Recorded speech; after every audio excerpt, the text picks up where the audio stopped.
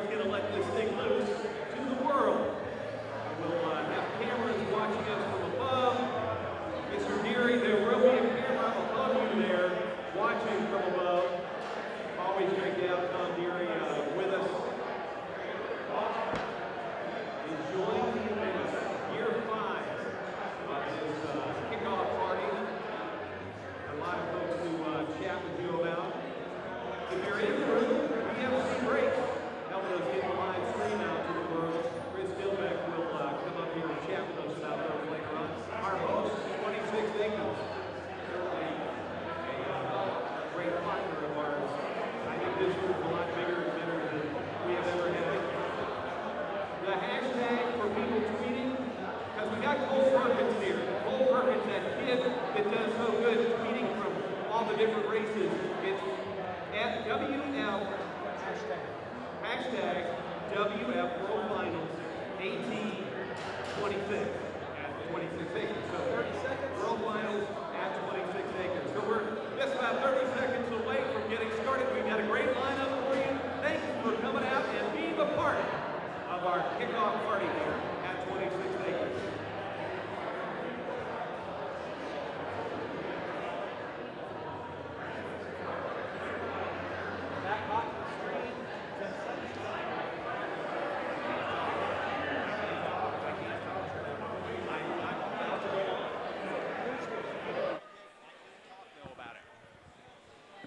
It's finally here, the kickoff to the Textron Off-Road World of Outlaws World Finals.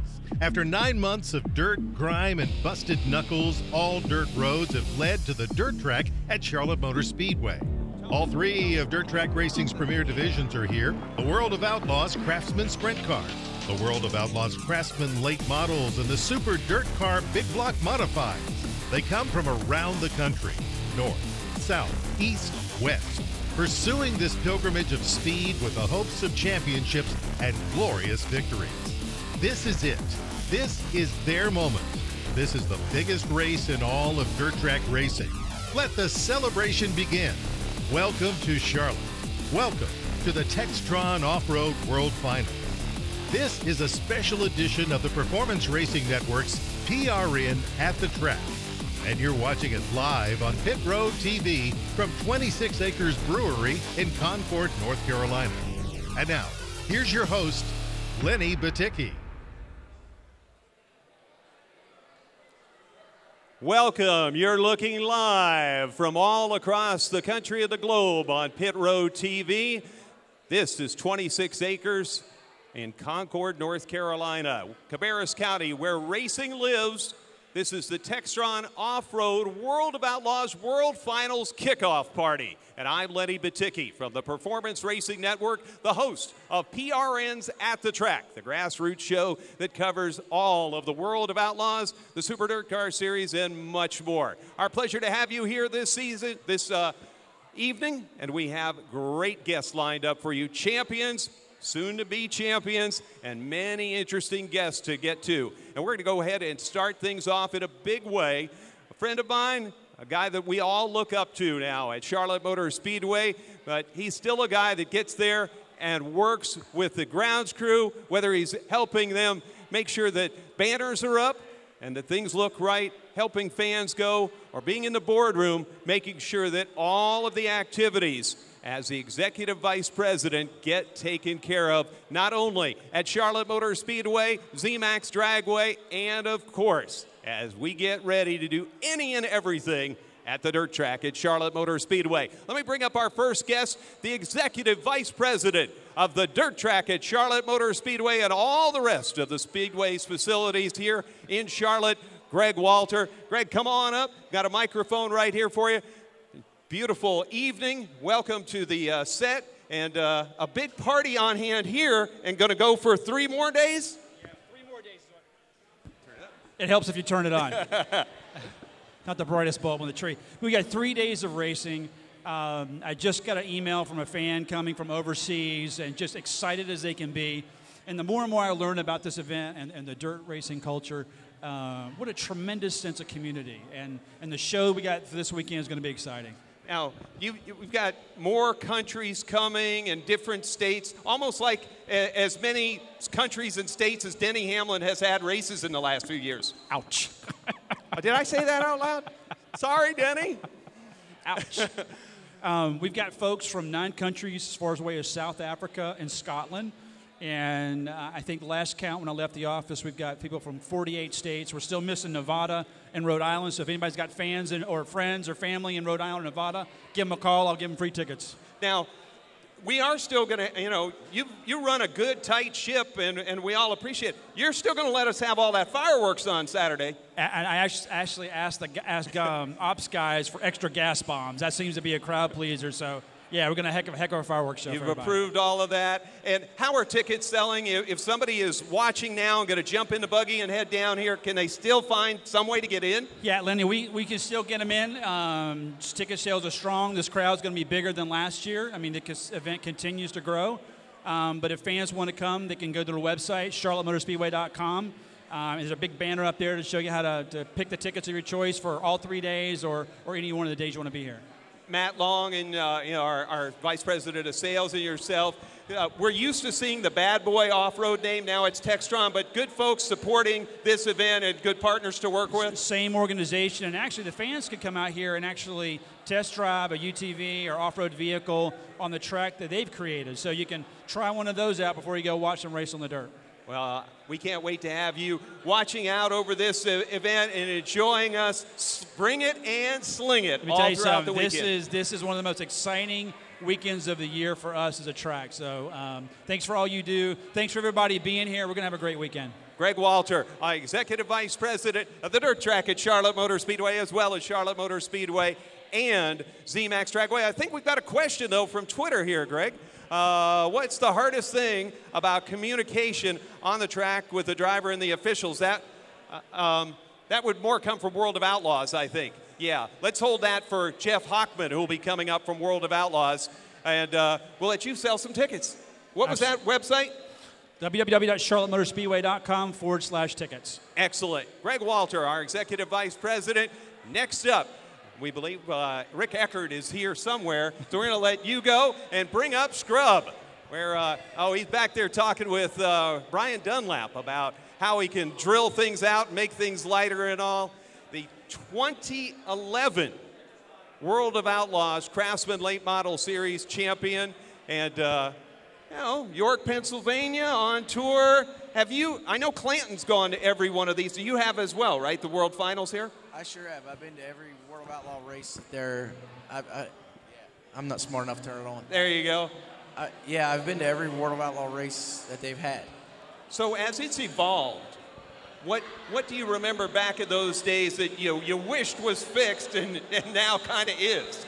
Well, they used to make the racetracks so wet and wide open to where it was really hard to race. Now they got a pretty good handle on the racetrack, and we thought they had really good crowds back then, and now it's like awesome. They got the whole back straightaway filled up. Soon they'll fill 1 and 2 up with bleachers. The way this keeps going. So they're all come to watch the stars like you out there on the racetrack, and you're about to go out for 3 days of fun. How's that hot rod? We came here and tested a week ago, and we picked up the pace, and actually our times were good, and I was pretty comfortable in the car. So I'm looking forward for the weekend. We've had a season of ups and downs and such. What's been so far the race that, whether you did good or bad, that you kind of remember from this tour? What is the mark to this point for 2017 for Rick Eckert? Oh, we only remember the ones you win. Yeah. We only won 2, so it's not hard. But to win here would be really cool because there's a lot of fans here from Pennsylvania, and most of them are actually sprint car fans. So it's actually pretty cool. When you travel, do you notice that Pennsylvania seems to travel or show up where the World of Outlaws goes? Yeah, there's a lot of great race fans in Pennsylvania, and they voice their opinion pretty loudly, and they're there. Did anybody ever tell you that York, Pennsylvania is in the middle of the part that does sprint cars more? How did you end up a late model guy? My father was a race late models, and at one point in time, I thought I needed to have a sprint car, and I tried it for a little while, and I was terrible at it, so I stopped that. You know, what is that feel of difference? What made it so odd? Was it the wing over the head and not the roof? I think the problem that I had was I worked on both of them and I didn't know anything about the sprint car, so it was pretty evil and I didn't make it look any better than it was. Well, these late models, as they've evolved, and you know the technology and Rumley and all those guys out there doing things within the race car.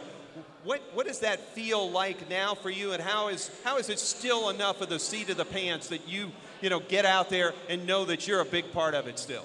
Well, they've got them now to where it's probably like similar to running a sprint car. You know, we can run wide open in a lot of places and barely lift it at most. You know, so that's really odd for an old school late model guy like me. You know, so you just gotta pick the pace up and join in with them.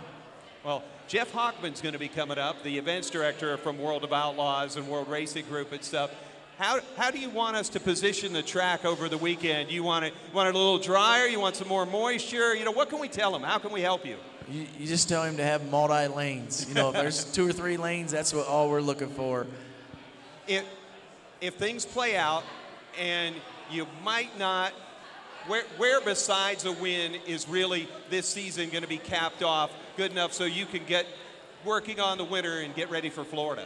Well, you know, we'd love to come out of here with a win or 2 wins, and you know, we'd love to run the top 5. When we were here in Testa the other week, they have changed the racetrack some. It has a little different banking. It races a little different.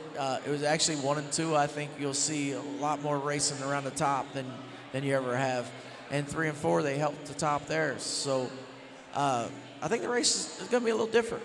I saw Madden going into 3 during that test, and it seemed like there was just a little bit of a crown on entry and such. Is that a big enough thing that changes how you attack 3, or do you just drive through it and whatever? I'll be honest with you. I came the next day, and between that day and the next day, the track guys picked up on it and figured out how to fix that problem. That wasn't there the next day. Oh. Like you just drive right in there as smooth as glass.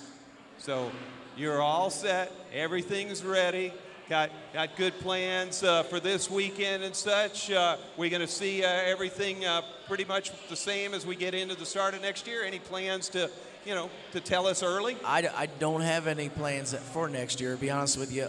My car owner said he's going to let me know in a few weeks what he's doing. He's not sure he's going to race again. So I'm sort of waiting on him to see what he's doing, and hopefully he gets everything on his end worked out, and we can come back and go at it again. Well, certainly look forward to having you in somebody's great race car, whether it's the one you're in or not.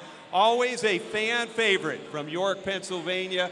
A big weekend ahead for you, and a lot of great fans out there. What do you think, before you leave, of this crowd and how the fans react to you when you come to the dirt track at Charlotte? Oh, the fans down here are awesome. They hang out, they get dust on them, they cheer, they holler, and can you see that in the car when they're up and they're cheering for you out there? Oh, you can hear it. You can hear them cheering, and if you run good or you win, there's a whole bunch of them at your trailer after the races, which makes it even cooler. Well, they're going to cheer for you. How about a hand for Rick Eckert? Rick, thank you for joining us. Thanks for having me, man. Oh, our pleasure. We're going to get to Jeff Hockman from the World Racing Group. He's the director of events, not just here, but Dirt Week and all across things. And come on up, Jeff. Did you hear what Eckert said, by the way, about how he wants to track and all? So we'll let you get the mic and stuff. This weekend ahead, weather a little warmer again. Last year was a little warm and stuff. What are we going to expect from the track and the event? Well, I would expect a great track. We had a beautiful weekend last weekend, and the track crew, Larry Fink, Eric Fink, Dennis, Rob Platfoot, I mean, you saw what they did with 342 race cars. I wouldn't expect anything less out of them this weekend. How does that race the week before help not only the track, but help your crews get ready for this weekend that is just globally important? Well, it kind of sets the table, it allows us an opportunity to tie in some of our sponsors and tie in some of the competition, gives the track prep crew a little bit of time to see what they have. And, you know, for us, what a great way to finish the season, to have two of the biggest events of the year right here in Charlotte. You know, the entire year has been a success, you know, through. What do you see as the great things that happened in 17 for World Racing Group and such? What are some of the marks that you check off and say, that was an A-plus event? Well, we always start out at DirtCar Nationals, and that's an awesome event, 12 days. I mean, where else do you want to be if you live up north, other than down in Florida with some sun?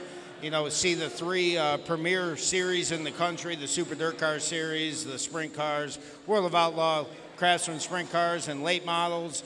I mean, awesome. You know, obviously, like all the other promoters out there in the country, we dealt with rain all year long. That always makes it really difficult. But we started out strong, and I feel like we're finishing strong. So I'm looking forward to great things for 2018. What's the thing that you see in social media and such when you do get rain like that fans, the public, don't realize that you guys really are doing and working on? What's some of the things we don't see that as you go to save an event that you guys do behind the scenes that we really should know more about? Well, what I do learn from that is that everybody out there on social media knows way more than us. They have all the answers. They're always right. But, you know, behind the scenes, I mean, you know, especially World Racing Group, you know, we're special in the way that we're a sanctioning body, and we also put on events. You know, Tom Deary wears one of the toughest hats in the world. He has to be the sanctioning guy, and he also has to be the event guy. And, you know, there's a lot of conversation behind, wow, everybody got quiet. What happened there? Yeah, they're listening. When you say Tom Deary's name, no. But the toughest thing is there's a lot of conversation between all our series directors, our promoter, the event promoter, if we're co-promoting. You know, we're thinking of the drivers, we're thinking of the fans. You know, we're not just thinking, oh, maybe it's going to rain. What's the best thing for this event? What's the best thing for the sport? What's the best thing for the next event coming up? Well, we had a question, Tony, on Twitter, social media. What's the hardest thing about communication on a track with a driver and the officials from, you know, up in the tower? What's the stick in that? Well, I think just if they want to listen. I mean, the race director has a tough... Are you saying that guys like Eckert might not have it tuned up enough in the earbuds? If they disagree, they may stop. Oh. They may discuss. But no, I mean, I think the race directors, as a general rule, have a great relationship with the drivers. But communicating with them is always tough because they're right in the middle of the competition. We're trying to put on the show, and you know, those two have to mesh for a successful event. Does the communication with the drivers, is it more than what we know naturally? Drivers meeting, go out race, have the race, you know, receiver in their ear, the earbuds, the solo. How does the communication throughout the week in general go between you and the competitors? Well, I think the cool thing about DirtCar racing is, you know, there is that relationship. It's almost like family. So there's a lot of conversation that goes on beyond the drivers meeting. But, you know, if they have to have a conversation during the race on the one-way, they'll have a conversation. And the drivers know the way to get their message back also. But there's a lot of communication. I mean, you know, these drivers are the best in the world. And, you know, the series guys and the race director and the series directors, they know that. And they have the communication. And there's always a leader, whether it be the late models or the sprints or the Super DirtCar series. I mean, there's a leader. They go talk to that guy. That guy speaks on behalf of all the other drivers. I mean, we had a racetrack that needed a little work going into the end of the season. And, you know, I'll call him out if he's here. Darren Pittman kind of stepped up and took the lead, speaking on behalf of the drivers. And Carlton Reimers heard the news, and him and I discussed it, and we made a great track for a great event. Wow, that's awesome to be able to have that communication with the drivers and such. But now, let's talk a second to the fans. Your signature sunglasses on the back of the head, as always, and we love that. It wouldn't be Jeff Hockman without it. But, you know, you got to wear sunglasses in Florida. As soon as we're done here, we got to start thinking about Florida. You're ready with the shades. How does the rest of us get ready to go down there? Well, we get the banquet done, and we go to PRI, and then it's go time. You know, we'll go down there, and we'll take the learnings from the last couple of years, and we'll apply them this year. I mean, DirtCar Nationals just became bigger. I don't know, hopefully everybody saw the news, but one more night of the Super DirtCar Series Big Block Modifieds, one more night of the World of Outlaw Craftsman Late Models. I mean, still DirtCar UMP Modifieds, World of Outlaws Sprint Cars, always have a great event. I mean, it's an awesome 12 nights.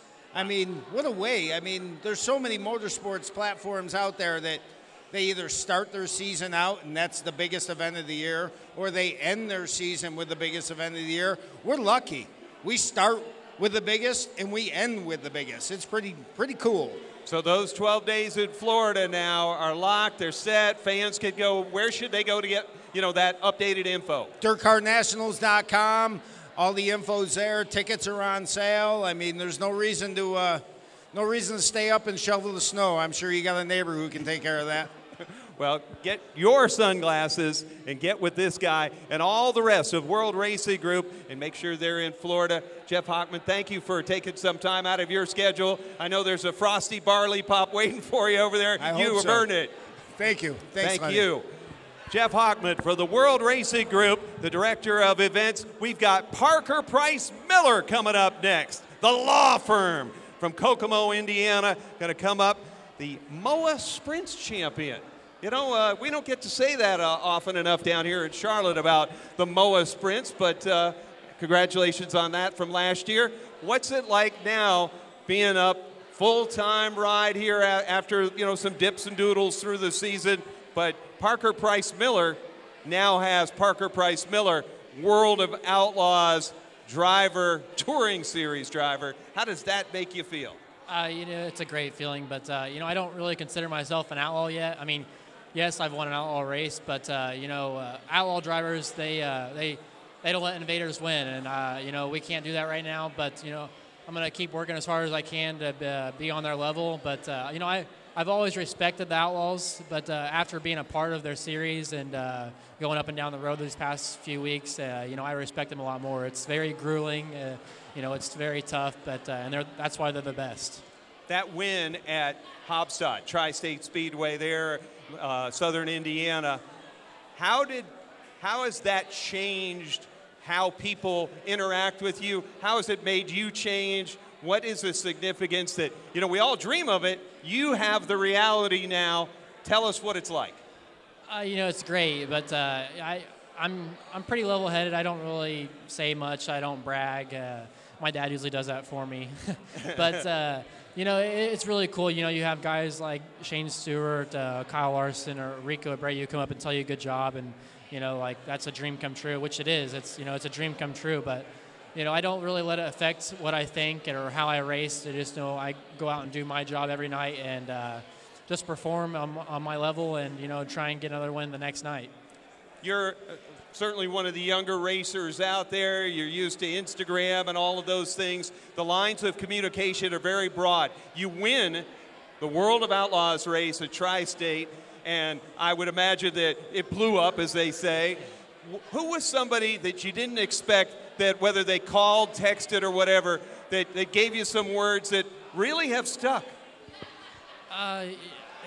Man, there's so many people that called me and told me good job, but you know, probably the biggest one would have to be, you know, probably Shane Stewart. You know, I've always looked up to Shane, and he actually texted my dad that night, and he said, you know, give that boy a hug. He did a great job, and that's a dream come true. So, you know, that was really cool to hear from him. But, you know, there were so many people that told me congrats and, you know, that told me good job that night. So, you know, it was all a blur that night. I couldn't sleep that night. It was a great night, but, you know, just hopefully we can keep on doing that from here on out, and I can perform on the outlaw level. You've got a group around you now that's seasoned on the road. What has it been like acclimating to that? And what have you already learned from this group that you're excited not only to run here this weekend at the dirt track at Charlotte Motor Speedway for the Textron Off-Road World of Outlaws World Finals, but really when you get to Florida and beyond for next season? What's that acclimation been like, and what have you started to learn? Yeah, I've learned a lot actually. I've came with a new team, so I've learned my new crew chief a lot, and we're just kind of working together. But the biggest thing I've learned is a clear mind. You're gonna have bad nights, but having a bad night and letting it go into the next day is not gonna help you. You just gotta forget about it.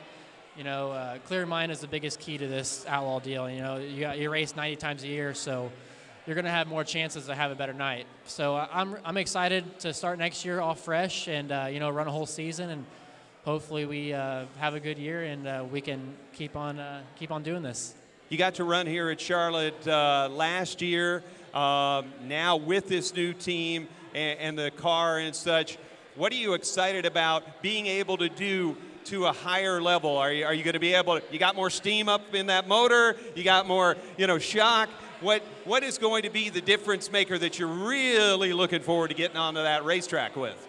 We're getting our motor program better, but just us as a team, we got to get better, and I'm really looking forward to progressing with my team, and I think once we get comfortable with each other, that we can be a really good team together and show some people how we belong here.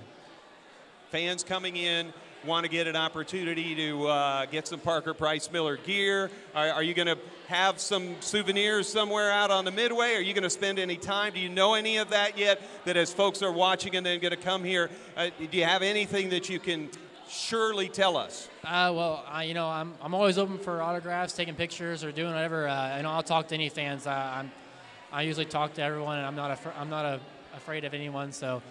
But I don't have any shirts right now just because of the new car, so it's kind of hard to have shirts with the Outlaw deal and their rules with selling T-shirts. So, I'll have stuff next year and over the winter. But if you see me around at Charlotte, just don't be afraid to say hi and talk to me, and I'll sign your shirt or take a picture or whatever.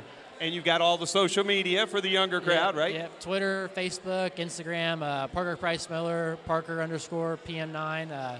Follow me and and follow me around and see my results.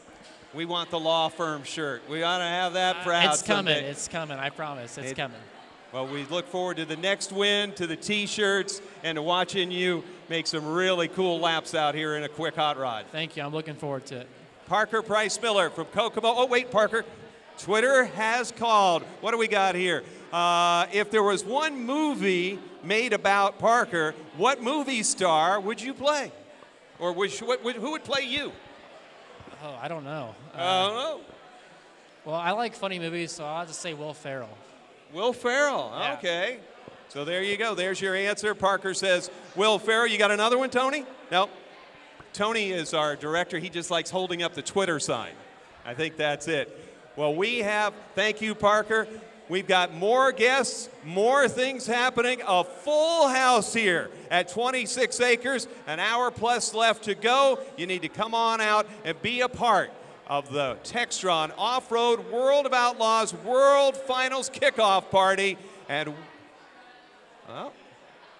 wait, before we get to throw a pitch, we were going to go to a pitch, but no. How about 17-time race winner from Connecticut in the World of Outlaws Craftsman Sprint Car Series? He's going to sit here before we go to that break. This is David Gravel. Come on up, Gravel. Look at that. I didn't think you were making it out for hot laps. You made it out. Very good. Welcome. Thanks for having me. 17 wins. Could you have ever thought all that in one season? This has been a darn good year. It's been awesome. We won 9 the year before, and was hopefully going to match that, and to surpass that is definitely really special. What has been the difference in the driver? Because I know that the team, there might be, things that you don't want Donnie Schatz to know you guys are adjusting and stuff. But as a driver, you've got 17 wins now. What's been this difference in you as you prepare, as you go, as you race, as you do things on the track? What's David Gravel brought to the 17 wins this year that maybe as a veteran now you're doing? Just doing it more, putting yourself in that position, leading races, lap traffic, restarts late in a race. I think that's where a lot of races are won and lost. And, I've won a decent amount of races in the last couple laps of A main. So it's just sealing the deal. And like I said, the more experience, the more racing you do, the better you're going to get at it. And my goal in racing is just to improve every year I race. And, so far that's worked out. When you watch how you race and such, who are some of the people in your past that you look to? Was it a Kinzer? Was it Doug Wolfgang? Who were the drivers that when you were coming up that you still kind of hope that you're making those things happen like they did? Who were those? Who do you try to emulate?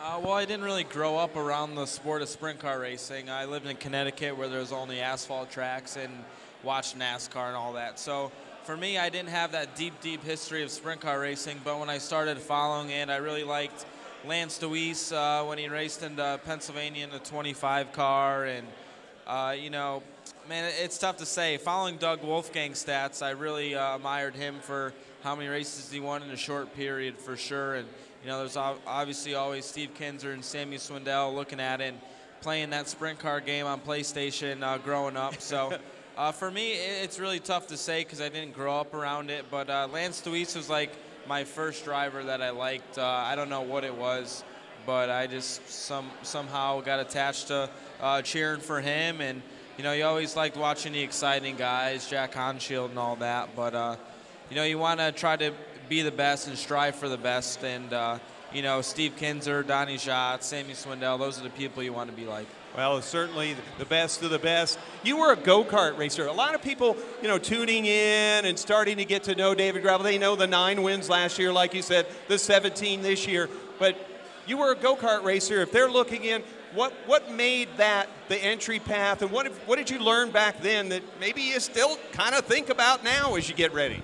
I actually ran quarter midgets, not go-karts. Quarter midgets, yeah. It's pretty much a go-kart with a suspension. It's actually a midget shrunken down, really. So in quarter midgets, I learned how to arc my corner, run the correct lines, take proper angles and stuff. And you had to pass people without wrecking them and stuff. So I think quarter midgets were really good. I think outlaw karts are really good for young kids that want to be sprint car drivers, too. You got to be really aggressive in those cars. So I think there's positive and negatives to both, but I'm happy the way I did. But I ran asphalt my whole life growing up in quarter midgets, so it's just been a crazy path. I started racing micros after that and just fell in love with them and started traveling to PA every week, so it's been an awesome time. What's the advice you give parents to those younger kids that want to now be David Gravel, how their kids should progress along? What's the first thing you tell them? For parents,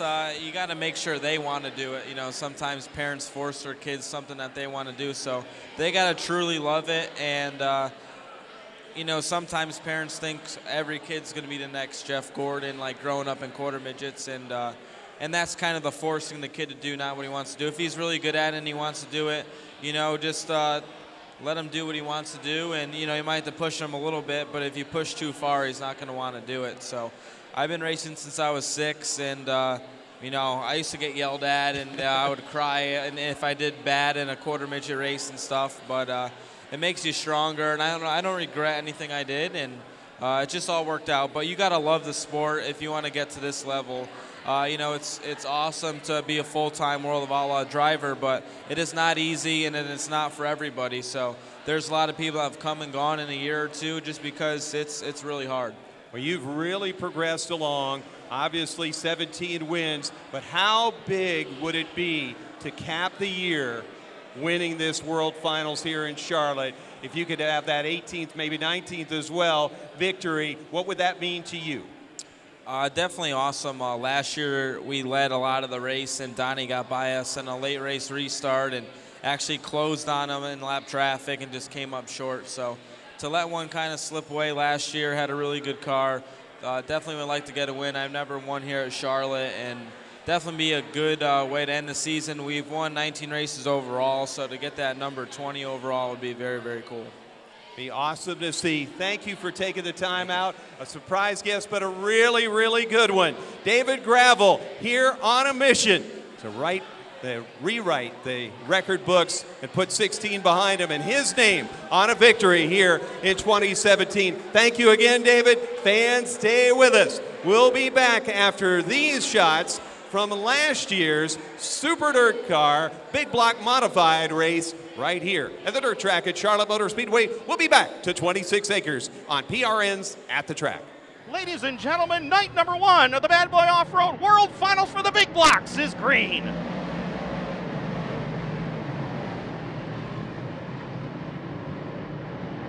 First time down the back straightaway, it is going to be Matt Shepard in control as the field stacking up behind him. Stewart freezing way up out of the groove. He looks like he's slowing big time in turns 3 and 4, but he picks it back up. He's lost a lot of ground to the race leaders here, but at lap number 1 of 40, it is Matt Shepard in control, looking to become the first driver to win 11 series races in a single season. That would break the all-time record set by Brett Hearn and Billy Decker as he brings it off the corner with the advantage, about 5 to 6 car lengths over Justin Hares, and is back to the 3rd spot with Matt Williamson in the number 6 and being challenged by the Buckeye Bullet. Easy so far. Justin Hares, had a chance to chat with him earlier in the day. He told me he's got a pretty good race car. He said we should have been running this race car all year, but we brought it out at the right time for the big paying shows, and right now he's in the 2 spot and looking pretty stout right now. The 6M of Williamson back there in spot number 3, and oh, Williamson kisses the wall coming off the corner.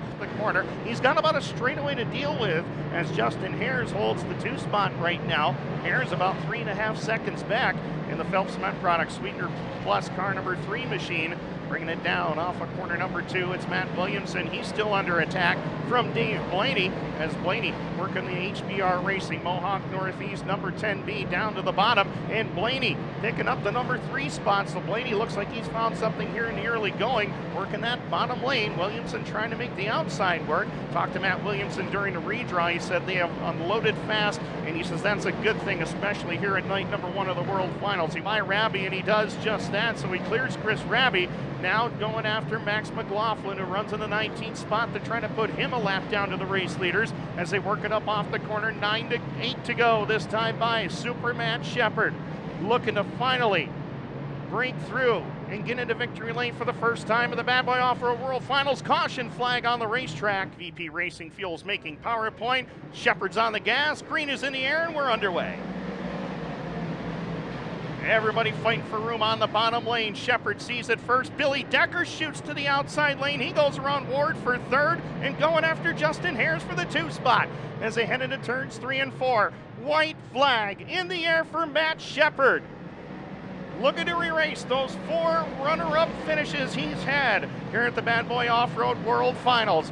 Back there behind him, Justin Hares, Billy Decker, Pat Ward. The Doctor has made his way to the 5 spot. Checkered flag is out. Your 2016 champion has broken the all-time record for single season wins. 11 wins for Matt Shepard. Welcome back to the Textron Off-Road World of Outlaws World Finals Kickoff Party right here at 26 Acres Brewery in Concord, North Carolina, where racing lives. It's a packed house, a lot of fun people. We've already had a half hour's worth of guests, and we've got plenty left to go. Want to make sure that you are able to tweet in your questions to all of these drivers. You can use the hashtag WF World Finals at AT26. WF at 26. So please send us in your questions for maybe our next guest. Currently number 5 in points, 8 wins, 56 top 10s. Those need to be top 5s. You are a beautiful driver, just like them all. 56 top 10s, they should have been top 5s. You know, but those 8 wins, that's not bad, is it? No, I mean, you know, we partake in a really, really tough series. I just looked at our last press release that we had. We're going to have 86 races at the end of this weekend. It's a lot of races from February to now. And obviously, when you have that many races, you have a lot of what-ifs. And there was a few in our season that I think if things would have played out differently, I think we'd have been a little bit higher in points. And our team definitely deserves to be higher in points. We have a special commitment from Justin and Kyle, and they give us all the all the tools that it takes to do our job properly. And we changed crew chiefs in the middle of the season, which was a big deal. Obviously, that's not really something you ever want to do, but I think it worked out well for us. And Lee's been a big part in our team, and we've won a lot more races at the end of the year as compared to the first part of the year. So I'm looking forward to next year. I'm excited to end the season here. This has become a huge event, and obviously it's exciting to be a part of it. And we're knocking on the door to be 4th in points, and I think if we have a good weekend, we might be able to do that. So we'll see how it all works out. You mentioned the crew chief move, and not to know what it was about, but building that trust and that moment when trust is really earned and bought in as a driver to that guy. What event was that, and what did that finally lift to now be able to go forward? Just a little bit of that, not necessarily it was about air pressure or it's about shock or whatever, but that time when it all of a sudden clicked. Probably the Saturday of the Knoxville Nationals. So Lee started we were racing, I think it was Davenport, Iowa, I think. We won Davenport. The next night we won at Beaver Dam. 2 totally different racetracks. And honestly, after Beaver Dam, we're like, man, this is going to be great. This is just easy, right? Yeah. Yeah, it's ice cream. It's just, it's not it just wasn't crap. so easy. Yeah, no. So then we went through a dry spell for about a month and a half. Kind of struggled a little bit the first couple nights at Knoxville, and then we changed a few things for the A main on Saturday for the Nationals, and after that we clicked off several top 5s. Our qualifying effort changed. In our series, like, qualifying's everything. The 2 laps pretty much spell out your whole night. And so that part got better. And our finishes got better. We were able to win Gold Cup, which was a big win for us. I mean, that was a big night for us as far as the rest of the season. So I'm hoping we can finish on a strong note this weekend. You talk about qualifying. We get to see you guys down in the bottom, up in the top, up and down and all over, getting away from bad air and such. Qualifying is still that important. You're not able to just make it up there. Those wings really causing so much dirty air. Well, I mean, if you look at our format, when you qualify well, you start up front in your heat race. You can't put 2 really good race cars on the front row of your heat race, and if you're starting 3rd or 4th, very rarely are you going to be able to outrun those first 2 cars that's starting on the front row of your heat. If you run the first, 1 or 2 in your heat race, you get in the dash. And I think with our series, if you don't get in the dash, it's going to be pretty hard for you to win the race, because you're going to start, if it's a decent format, you're going to start 9th. And that's pretty tough to do. It's been done. There's been several guys that started 17th, 18th, 19th, and even 20th, and have ran well and won races this year, but it doesn't happen very often. So, the level of competition is so stiff in what we do.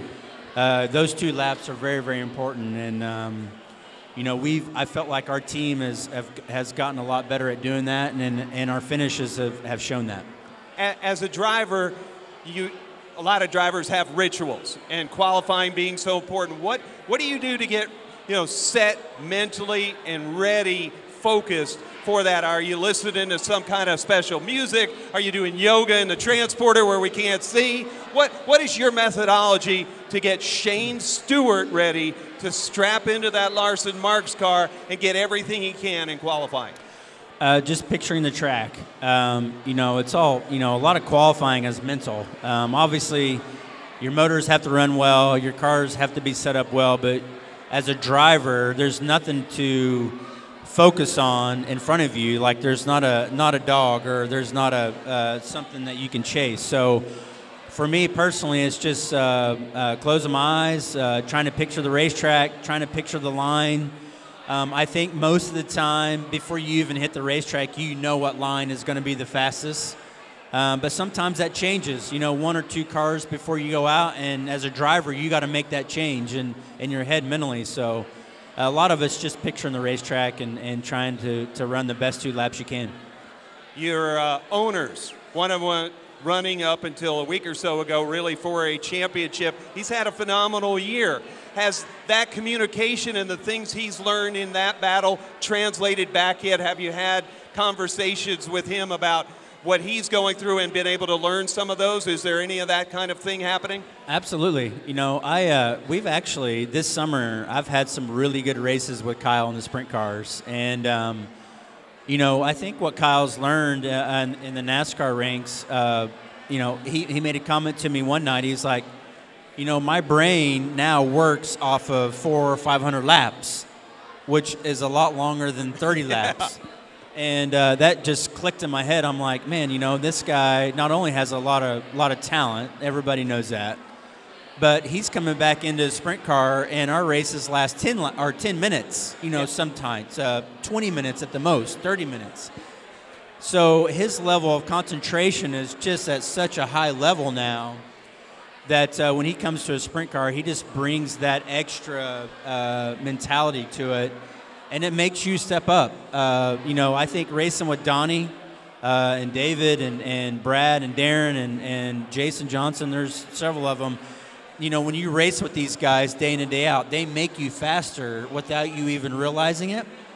When Kyle comes and races with us, it does the same thing. And obviously, there's little bragging rights there with me. I want to beat him, and he wants to beat me. But we've had some really good races this summer, and hopefully we can continue that this next year. Is there a way to practice concentration? Is there something you read or you look at, laser beams or something? Is there something?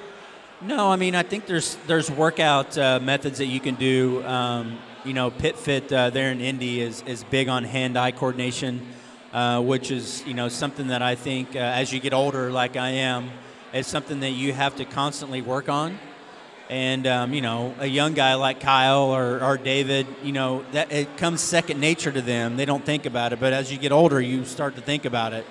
And so, yeah, I mean, I think that's something that you constantly have to work on.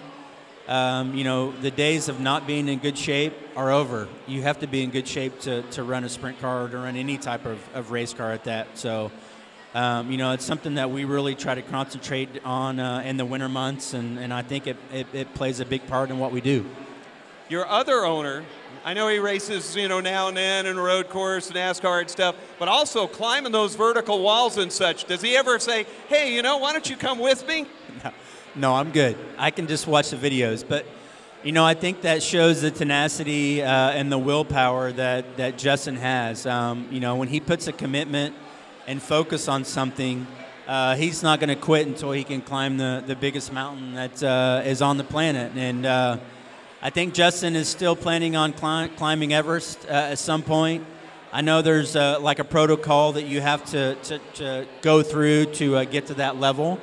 And I didn't know anything about mountain climbing until he started doing it. But after watching his story and watching videos and trying to learn what mountains he's climbing and what your body actually goes through when it goes to different elevation changes, it's pretty amazing what he's trying to do. And I'm sure he'll do it. There's no doubt he will. One final question. You know, you're kind of with us as a regular friend of the show and such, and we're getting to watch the family, your daughter, grow. What's the news? How's she doing? And you know, so we can bookmark it this year and ask it again next and see how it's going along. Well, so the funny thing is we always stay at the Great Wolf Lodge when we stay here, and to see her reaction this year versus last year, pulling into the parking lot and kind of remembering what was in the lobby, obviously the big swimming pools and stuff. She was way more excited this year than she has been. So watching her grow up is something that, you know, every parent will tell you. You can't love anything more than your kid. And when you watch your kids grow up and and see them grow into little adults and little people and personalities change, and it's just really cool. And I'm very fortunate. Jen and Nixon are able to come with me for most of the summer, and I enjoy that side of it. You know, we have many bad nights, and the bad nights go away when you can walk in the motorhome and see a smile on her face, and when she tells you, "Hey, Daddy, you did a good job." You know, I'm like, "Oh, I don't know if I did a good job, but I appreciate it." But it makes the bad nights not so bad. Well, you always make a great guest on any of our nights. Shane, thank you for taking the time to be with us. Can't wait to ask as this year goes by for her and you and the family, and watch you climb the Everest that is the World of Outlaws Craftsman Sprint Car Series up to the top of that mountain. Thank you. Appreciate it, buddy. Thank you. Shane Stewart, everyone. Make sure you follow him on all the social media. And remember, we have a hashtag WF at the at 26, and we've got the law firm Parker Price Miller chats about there. It's on the screen right now, so look at that right down there in front. We'll have more guests coming up. We've got, there's Brett right over there. So Brett Hearn going to come up next. You know, we are at 26 Acres, which is a brewery about 4 miles from the racetrack. So if you're watching from your motor coach, you can come over. And have you tried any of the spirits? I think you got to flick that thing up. There you go. All right. I have a IPA. I'm just starting to learn about craft beer a little bit, and it's different. It's good. Good stuff. Well, there you've heard it. Well, thank you for joining us. Thanks for buying the beer for me too. Oh, he's got good friends out there and all. How you? 900 wins, dude. Congratulations. Yeah, it's a great milestone. I mean, obviously, you know, I wanted to do it last year. We didn't get quite there, but we finally got that behind us, and you know, it's a nice milestone. It's something to be really proud of. Do you call Billy Moyer and go, "Hey, we're in the 900 club" or anything? You know.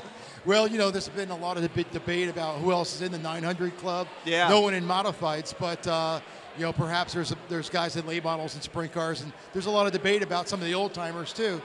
But we're definitely there. You know, thanks to John Snyder, who's been my PR guy since I was like 17 years old. He's documented all the wins all along, so it's kind of cool. I remember when I won 500, and I thought, okay, wow, it's pretty. That makes a pretty good career, and now we are 400 wins later. You talk about 500 and remembering. All of those wins, you're still the guy that gets in the truck, drives home with the guys, you know, from wherever and all. And on those long night drives, sometimes, you know, we remember things that, you know, for guys like me who didn't win all those races or compete even, you know, maybe we remember someone special from back in the day that got away. What does a driver remember after 900 winning trips home, but 900 or so, maybe more? What is that one thing at 2 in the morning, that one race that just sticks there, whether it's a great win or one that was close? What race is that at 2 in the morning that still comes up in Brett Hearn? Well, you know, for me, we focus so much on the next race. Sure. We don't reflect a lot, honestly. And of course, the bad things, they kind of fade away, and the good things stay in the forefront of your mind. And, you know, I mean, just I vivid memories of my first win at Eldora, my first win at Eastern States, my first win at Syracuse, and the rest is a lot to remember. Syracuse is a storied place for the Super DirtCar Series and such. Expound upon that first win and what those feelings and what you do remember from that. Well, I was very young. In '85, I was 27, 28 years old. I owned my own team, and you didn't have a flip phone. You didn't have there was no tweeter, none of that. No. And I honestly, I didn't really think I was ready to be deserving of a race like that, to win it, because it was so much. It had already gotten so much history and so much aura around it. with the Ferriolas and what Gary Ballou did there at Syracuse, Sure. the Batmobile. As a Hialeah Speedway guy, I know Gary. Yeah, that's big name here. Oh yeah, he won a lot of races. Yeah, I know that. And so it was, I didn't know if I was really deserving of winning it, but I did win it, and then consequently, after you won it once, the second one always comes a little bit easier. The guys in that field and the races leading up to that, who were some of the guys that you look back on and go, wow, this career, I was ahead of that guy back then and such. Somebody you respect so much that you would remember from those days. In the early 80s, when Gary had gone and left Syracuse, it was Jack Johnson. Yeah. He was always fast there. Bob McCready was very fast at Syracuse. And those guys, they were the older statesmen. They were the guys with all the experience. And Merv Treichler, Jeff Bodine was there a few times. Mm-hmm. So, those guys were like, wow, if I could beat those guys, that's saying something. If you could look through the field at some of these younger drivers coming up and such, what is the path that you recommend to them? How do you try to help them along with the experience that you have? How do you share that? What are you telling some of these youngsters? I think the biggest thing is I warn them that there's a huge commitment, just like any other sport. There's a commitment where you miss a lot of things in your life that other people get to experience. And be ready for that. If you don't have that commitment, you're probably not going to reap the benefits. Well, we've got Twitter here. So somebody wants to talk to you, and a Twitter question coming up. If you're going to take a win at Charlotte this weekend, with all the competition, what's it going to take to win here at Charlotte? That's what they want to know. I think that we just have to come off, we got to come off the trailer really fast and qualify good, obviously. If you don't come off the trailer fast here, because our hot laps are our time trials. So if you don't come off the trailer fast here, you get in a hole that's really hard to get out of. Is qualifying, like Shane Stewart was telling us, as important in your division as it is to the sprints? Yeah, I think it is, because there's so many good guys. If you let all those good guys start the race in the top 10 and you're back in 14th or 15th or further back, it's very, very difficult to get through the pack. You talked about the 80s and being young and winning there. Now as the statesman, and I won't say elder statesman, just statesman of the big block modifieds, and you look at some of these younger kids, who do you see that could have been there with you back in the 80s? Who drives with a style that you're like, that's still getting it the way I would say somebody should get it? Well, I think in our day and age right now, you've got the Matt Shepard and the Stuart Friesen, and those guys are those guys in their prime, in their 30s, that have 20 years experience. Yeah. How do you get, you got to get 20 years experience when you're in your early 30s or mid 30s is saying something, and that's why those guys are so good. And then, Matt, I never take anything away from Matt. He's done an unbelievable job, and sure. And he's done it kind of the way I've done it, or I did it, which is work on your own stuff. And now he owns his own stuff. He's got a lot at stake. So I have a lot of respect for where he's at in the sport and where he came from, and I hope he has the same for me. Stewart, on the other hand, he's just a raw talent. He's more just a raw talent guy that can make a lot of other people around him look really good, that work on his stuff. And, I don't know if he's he's definitely not in the same mold as Matt Shepard or perhaps myself, but he's just as good. Well, we certainly have a lot of respect for you and appreciate you taking time to be here. It's always great. I always tell them, please bring Brett here, because to learn from the things that we do, we appreciate it. How about a hand for Brett? Thank you. 900 wins sitting here next to us. We appreciate you taking the time. Go try a few more. 26 Acres got all kinds of good stuff for you. Brett Hearn, everyone. And we have our next guest has been a part of racing here in the Southeast for years, but not necessarily in the world of Outlaws. He represents PFC Brakes. Chris Stillbeck, a winning late model racer in his own right all around the Southeast, and PFC Brakes putting on not only what you're doing with us, but you guys support racing and support the grassroots. How much does that commitment mean to everybody in your company? Well, all real racing starts in the grassroots. It all starts with these dirt racers, these asphalt racers. Anything short track racing is you know, near and dear to the PFC hearts, and we're glad to give back all we can to these racers.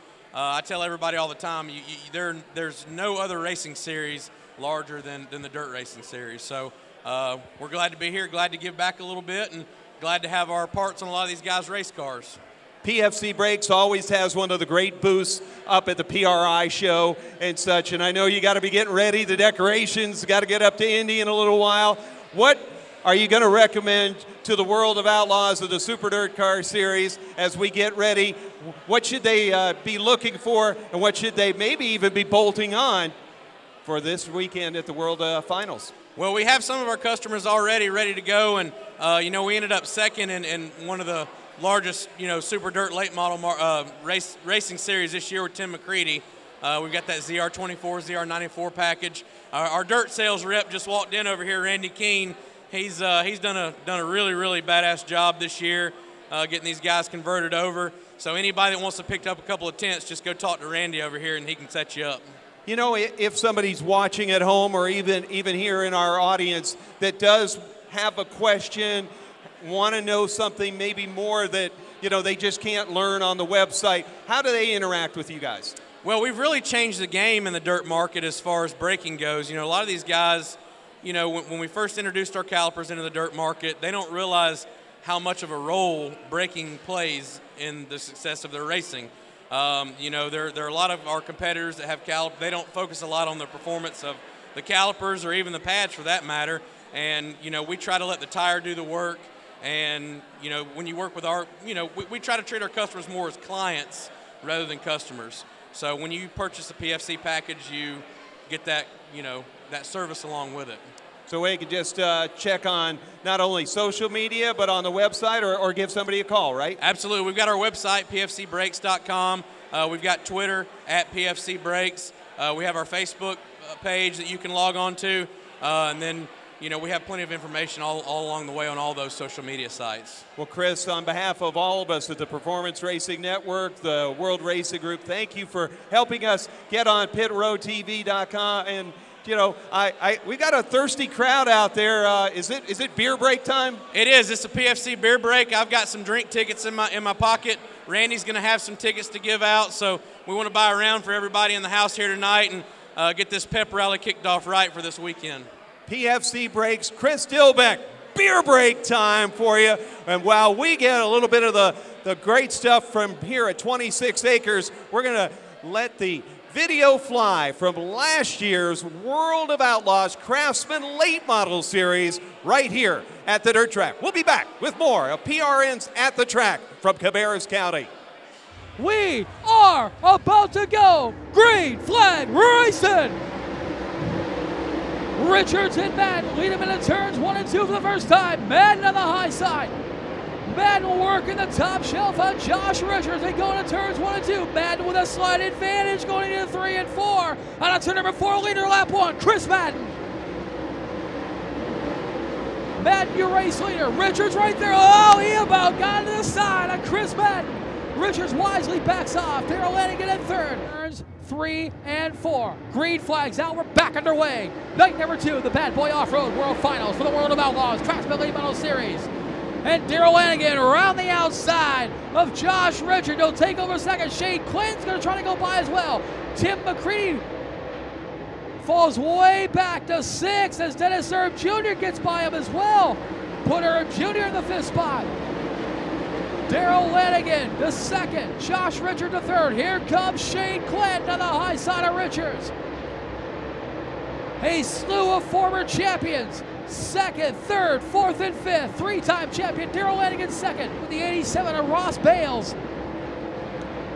34 in, 16 to go for Smokey. Chris Madden with the 44 car. As Richards to the inside of Lanigan, side by side. Lanigan with a slight advantage into 3 and 4. Lanigan in the middle of the racetrack. Richards hogging the bottom. Side by side once again. Lanigan with a slight advantage in the line. Shane Clinton has gotten away from Dennis Erb Jr. for now. Richards up ahead, pulls up in front of Lanigan, takes over the 2nd spot. goes up high. Madden on the bottom. 5 laps to go. 5 laps to go for Chris Madden. Can he hold off Josh Richards, who's not only chasing Madden, but chasing history? Richards right there, and goes to the bottom, and turns 1 and 2, 3 and 4. Richards with a pass, a slider, coming out of turn number 4. At the line, Madden by just barely 4 laps to go. Madden and Richards fighting it out. Richards chasing history, that 18th win in a single season. He's in the lead now. Off of turn number 2. He'll go into turn number 3. Come on turn number 4. One last chance for Madden. Not going to do it. History made. 18th win of the season for Josh Richards.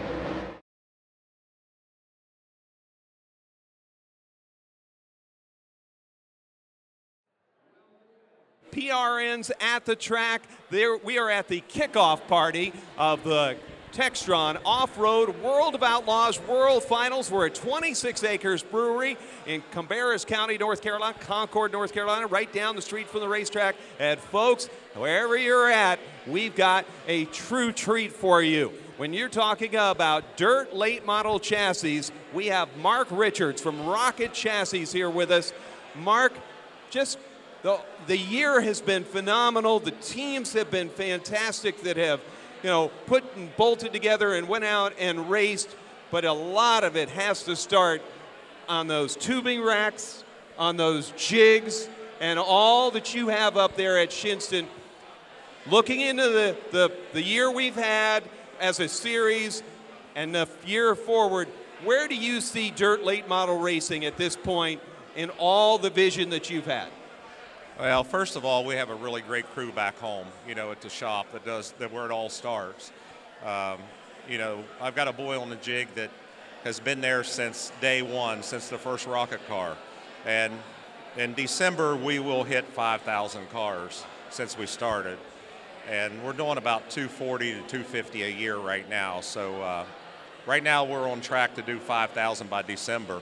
But the whole crew we have back there, we got 22 people working, and everybody does a great job. Then we have the race team, and the guys that I have on that team, you know, they're separate from the shop. They get to work on work on Rocket 1 every day. And this year we have an awesome crew that really enjoy being together and racing with Brandon. Brandon's turned out, he had big shoes to fill after last year, and he's done a great job to do that. The series, you know, has done, you know, a phenomenal job with everything. I've been involved with the World of Outlaws since the inception of it, since 2004. And I've only missed a part of a season in 2012, but the rest of the time my team has been at every one of the races. In 2012, Josh went and ran some nationwide stuff, and we brought Brandon in, and we didn't run the whole season, but every other season since 2004 we've been here. As far as where it's headed, at this level here, it's really strong. You know, where we need to try to help the late model industry is at the local level. And, you know, there's all kinds of ideas out there and things kicked around what can help that. The biggest thing that we need is the fans to get back to the local tracks. You know, that's what we're missing. We have a lot of race fans, but I think there's some avenues of ways for people to be a race fan that has taken them away from the racetrack. Okay. You know, we need them at the racetrack, not only be a fan. Not just on their phone, but actually there. Not just watching on your computer or laptop, you know, or on your cell phone watching, you know, the results. We need you at the racetrack. We want to keep this thing going. At this level here, it isn't a problem, but at the local level, there's a lot of promoters out there that needs help. You know, fans go for the thrills. And after all the years of watching races, what at that local level still kind of is neat, whether you go to, you know, Elkin Speedway, kind of close to your shop, or you go over to Dog Hollow, or, you know, some of the smaller tracks in the general area of yours, and you just sit there. What is still that thing that Mark Richards goes, well, it's pretty cool to watch these hot rods go around? Well, I mean, you know, good competition is always, you know, you're there to watch that. The thing that I think that the local track right now has lost is that local hero. You know, we judge everything off of the best of the best. And the local hero anymore has a tough time. You know, we need to make more local heroes. And that's what we need to make this sport better.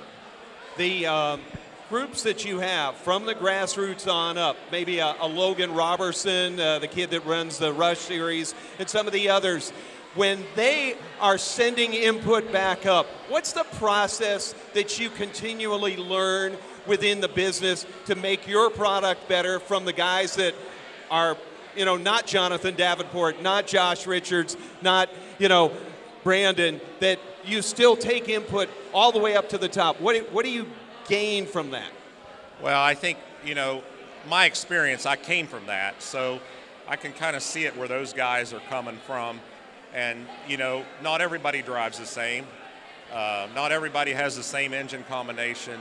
There's a lot of factors, and it makes our job tough in order to have a car that's universal enough to where anybody can take it and race. You know, a long time ago, a friend of mine, when I first started building chassis with Rocket, I've been building chassis a long time.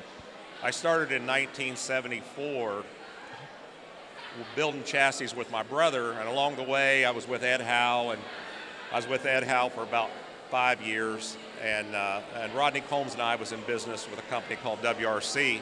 But since I started Rocket, a friend of mine told me when I first started it, he said, you got to build a car that the average guy can drive. And that's what we've worked to try to do, and you know, it's enabled us to sell cars not only across the United States, but in Australia. We got cars in South America, we got cars in New Zealand. You know, we've been able to ship cars, you know, not only here, but abroad as well. When you sit at the shop and you're still a guy that'll get there early in the morning, the cup of coffee, and maybe somebody left the radio on, and that Three Dog Night song plays from back in '74 when you said it takes you back to those days. Can you believe, what is that emotion like? What would you tell yourself back then? Maybe a little longer, darker haired version of Mark. But how do you bridge all of that, and what is that feeling like to think back and then to actually be standing where you and Rocket are now? Well, it's, you know, when I look back at it and think about all the stuff that I've done to get here, and the people that were involved along the way, I really had a chance to work with some really good people, and that's what was big. I mean, Gary Blue and I, which you know who Gary Blue was. Yep. You know, Gary and I had a pretty good connection back in those days, and I was actually with him at Syracuse with the 112 car. Wow. There's a picture on the internet with me being there with the car.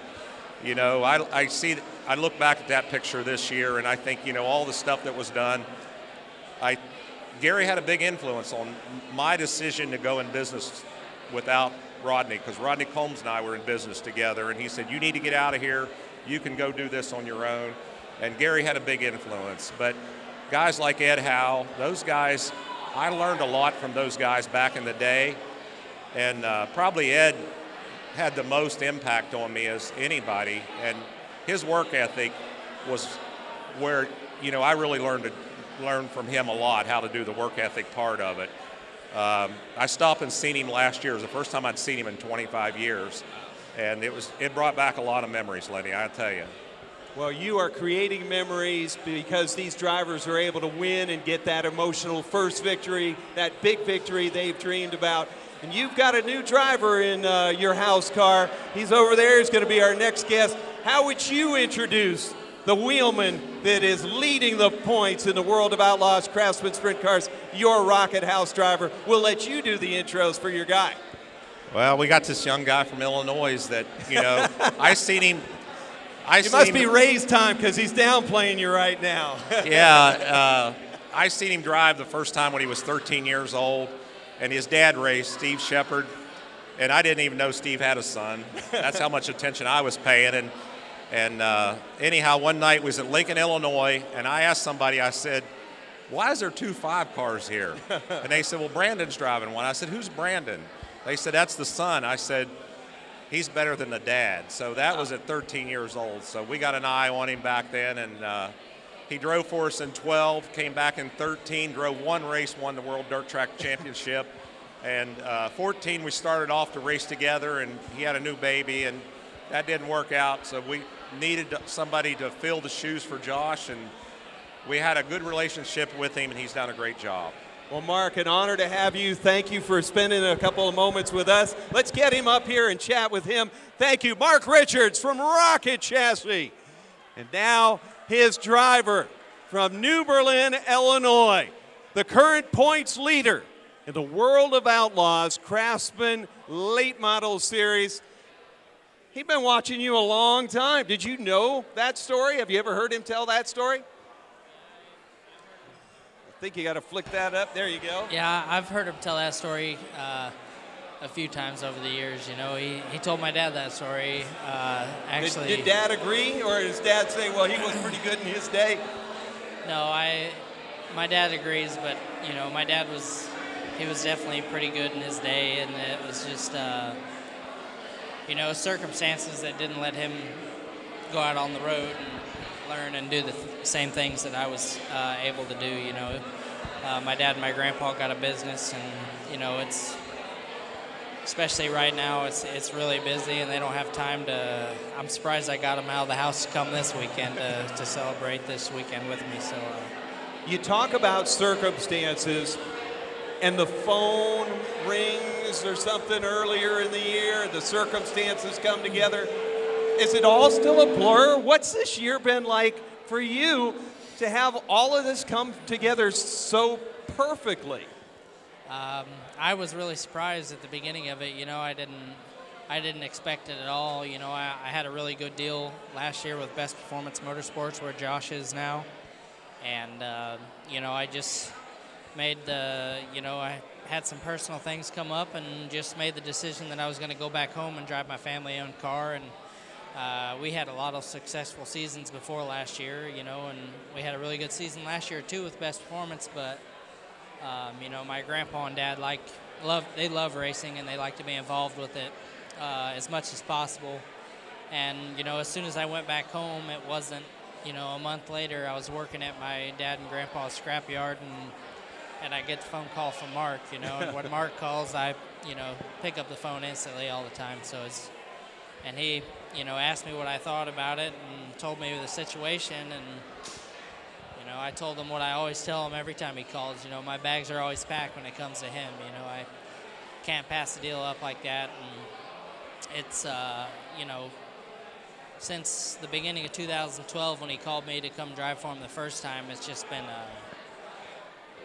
my learning curve sped up so fast. You know, Mark and the whole group of guys that we got is just, they're so talented and experienced in the business that it definitely made me learn a lot quicker. So, in the race car, in the tests and things like that, but you also got kind of thrown into a big national commitment, a brand on your car that I would imagine has brought you to places that, you know, trade shows, things like that. You know, what's the learning curve been like that, and what's some of the fun that you didn't expect from being, you know, a spokesperson for a national brand at this level? Well, it's definitely been a little bit different, but the year before I got with Mark, so 2011, I was introduced to some people at Valvoline, and you know, we developed a pretty good relationship and had plans on you know, making a little bit of a deal just for my personal car, you know. And then Mark called, and they were already talking to me, and I already had a pretty good relationship going with Brad over there, and it just, everything worked out really well. And I don't know how I got as lucky as I did, but everything just worked out to my benefit, I guess. And this year you go to Florida, things go good, you're starting to pick up these race wins and all. When does it kind of come around you that, yeah, this is, I'm Brandon Sheppard, that's my car, this is, you know, I'm here now together. I'm a part of this deal. It's not a dream that I'm going to wake up from. I wake up every day and the one's there. You know, when did it really start to mesh for you being a part of this team? Well, like you said, we've had a really amazing year. It's been a dream come true for me, the whole thing, you know. And in 2014, I got to go with Mark to Florida that year, and you know, I felt like our team was where it needed to be at that point in time. But me as a driver, I don't think I had the experience out on the road and stuff as much as I needed to. And since then, I've had 2 years worth of Lucas Oil racing and just a lot of traveling and. When you got to travel that much, what's the one thing that you forget? You got something that you still, I didn't pack toothpaste, or you got any travel stories? No, not really. I mean, my bag's always packed. When I go home, I got a totally different wardrobe that I don't even mess with it. I just leave my bag packed all the time. You never know when something extra is going to come up, and we might have to, go test somewhere or swing out for the next trip or what. This weekend, race. Sunday is the banquet. Are you able to really hone in, or do you peel a second away and start thinking, wow, we're gonna run this table, and this is going to be a year of my life that is going to be phenomenal? It's definitely comes to mind that it's a phenomenal year, but at the end of the day, we're here to win races, so as long as we're, in contention to win both nights this weekend, I know that at the end of the day, we're doing our jobs and what we came here to do. And, at the beginning of the year, we just said that we wanted to go win races, and we set a goal for the amount of races that we wanted to win, and we're pretty close to that. And, it's just, like I said, we said that, as long as we win races and do good and stay up front in the top 3, that the points will play out where they play out. So. Well, we thank you for spending some time with us. Congratulations on a phenomenal year. It's been a lot of fun for all of us fans to watch you do what you've done this year with Mark and the team. And congratulations on what's about to come as well. Go snag a couple more and cap the year off in our victory lane here at the dirt track. Thank you. I appreciate it. Thanks for having me on. Our pleasure. Brandon Shepard, the driver of the Rocket House car. And if we got a guest coming up next, Logan Schuchart will be coming up just last May. He was in victory lane here at the dirt track at Charlotte Motor Speedway. And Logan, you're the last guy to win a race on our dirt track in the world of Outlaws. You had all summer to get there. What is the forecast for this weekend? We've always seemed to run good down here, so our plans just continue that and start off where we left off. So we always look forward to coming down the dirt track and had some success in the past, and you just gotta qualify good. So tomorrow's a big day and put ourselves in a good spot. Well, it's been a year that you've done an awful lot, but you've also won races now at other tracks around, established who you are in this business. How does that change how you approach racing on a week-to-week, day-to-day basis? Once you get to win a race anywhere, no matter where it's at, the World of Outlaws, it's the highest level of dirt racing, and there's a lot of great competition, all throughout the world, but definitely the World of Outlaws is where it's at, and there's just tough drivers, tough crews, the best crew chiefs, and they're prepared to come and win every night and go after that point championship. So once you get to win a race with them and put yourself in that position, it gets you your nerves calm down a little bit, and you more focus on your experience and what you've learned in the past and how to make yourself better. So it's just to take the notes that we already have, make the right decisions at the right time, and put ourselves in a good spot. So if you're starting in the top 5 on Friday or Saturday, you have a good shot to win that race. So we just have to put ourselves in position and go from there. Solidly in the top 10, 4 wins. How has the season been from your perspective? Some of the things that you kind of mark as that was a really special time for me and the team. What was the year like for you? Obviously the wins. It's our point championship has slowly gone down between the truck breaking down at the beginning of the year. So that's some of our low points. But our wins, started 19th in Hanford, California, and won that race. We won a race at the famed Eldora Speedway, won a race here in Charlotte, the dirt track. Those are some big races. And when you mention that, you seem to have a flair for the dramatic. starting back there at Hanford, working your way all the way up. At Charlotte, a race with all the glitz on Coca-Cola 600 weekend. What is that little extra that those situations turn up in you that you're so good in that part of it? Well, I don't know. Maybe we just like to be good under pressure. Or, I'm not sure. You know, we put ourselves in bad positions, but it's one thing that this team's proved is that you never give up and you keep pushing. So you never count yourselves out, and we don't count ourselves out. So you just keep pushing, and we keep working to get to the front. And sometimes you end up there, sometimes you don't. But you can never quit, and you got to keep working towards it. Shane Stewart, Brett Hearn, and in the big blocks have both talked about qualifying. What are one or two of the keys that are going to have to happen, theoretically, to make sure that you're not only the winner from Charlotte in May, but to come back around and close this weekend out with another one of those dramatic, big-time wins that Logan Schuchart is so famous for now? What's it going to take to win here at Charlotte again? Well, to qualify, I mean, you got to read the track. You got to make sure the car's running good. So I got a good guy working on the car right now. You know, that's one of the things that we've had trouble with this year, going through crew help. But Joe Mooney's been helping me for about a month, and he's done a really good job. And so I have confidence this car will stay on the track. It's not going to fall apart.